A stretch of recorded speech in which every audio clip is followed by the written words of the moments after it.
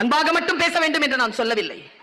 எந்த இடத்தில் அன்பாக பேச வேண்டுமோ அங்கே பேசி, எந்த இடத்தில் கண்டிக்க வேண்டும் அங்கே கண்டித்து, நான் ஒரு மிக ரகசியமான ஒரு ஆயுதத்தை உங்க கையில கொடுத்துட்டு போறேங்க. காதலை விட சிறந்தது நட்புங்க. நட்பை விட சிறந்தது நம்பிக்கைங்க. பெற்றோர்களே, நீங்கள் குழந்தைகளின் நம்பிக்கையை பெறுங்கள். குழந்தைகளின் நம்பிக்கை எப்படி பெறணும்னு சொல்றேன் பாருங்க. ஒரு விஜய் டிவில தமிழ் பேச்சு எங்கள் மூச்சு நிகழ்ச்சிக்காக நான் நடுவரா உட்கார்ந்திருக்கேன். சிறப்பு விருந்தினரா வந்து உட்கார்றார் தமிழ்நாட்டில் மிக முக்கியமான ஆளுமை. அவர் சொன்ன ஒரு வார்த்தையை கடத்திட்டு போறேன். எப்பவுமே 10th ரேங்க் உள்ள வாங்குற அந்த பையன் அன்னைக்கு ஃபெயில் ஆயிட்டு வந்திருக்கான், 7th ஸ்டாண்டர்ட். அப்பா சொன்னாரா, எப்பவுமே வாங்கிடுவேடா, என்ன ஃபெயிலு? படிக்கலப்பா. சரி, நீ என்ன சொல்றியா? அப்பா உனக்கு வாங்கி தரேன், ஃபர்ஸ்ட் 3 ரேங்க் வந்துடுறியா அடுத்த டெஸ்ட்ல? ட்ரை பண்றப்பா. ட்ரை பண்ணனா நீ என்ன கேட்கறியா அது உனக்கு தரேன்டா நான் அப்பா. அந்த வயசுல அவர் என்ன கேட்டிருப்பார்? இப்போ அவருக்கு ஒரு 50-55 வயசு இருக்கும். சின்ன வயசுல என்ன கேட்டிருப்பார்?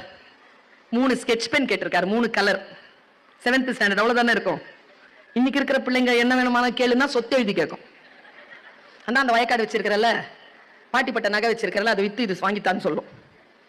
3 ஸ்கெட்ச் பென் கேட்டிருக்கான் அந்த பையன்.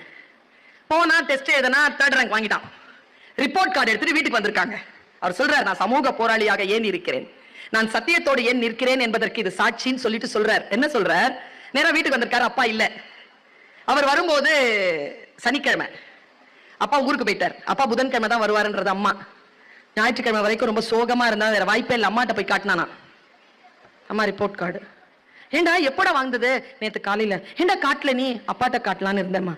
அப்பா சொன்னாருடா நீ வந்து ரிப்போர்ட் கார்டு வாங்கிட்டு வருவேன்னு. 3rd ரேங்க் வாங்கியிருக்க? அப்பா சொன்னாருடா, வா அப்படின்னு வீட்டுக்கு உள்ள கூட்டி போய் அப்பா அவனுடைய கபடை திறந்து 3 ஸ்கெட்ச் பென் உங்ககிட்ட கொடுக்க சொன்னாருடான்னு சொல்லிட்டு எடுத்து கொடுத்தானா அந்த அம்மா. என்ன நம்பிக்கை பாருங்களேன். பிள்ளை 3rd ரேங்க் வாங்கிறோன்னு அப்பா நம்புறார். தான் வாங்கினா அப்பா கண்டிப்பாக தான் செய்வதை செய்து காட்டுவார் என்பதனை நிரூபித்த அப்பாவுக்கு பையனாக அந்த பையன் இன்றைக்கு தமிழ்நாட்டில் மிக ஆளுமையான ஒரு குழந்தையாக வளர்ந்து நிற்கிறான்.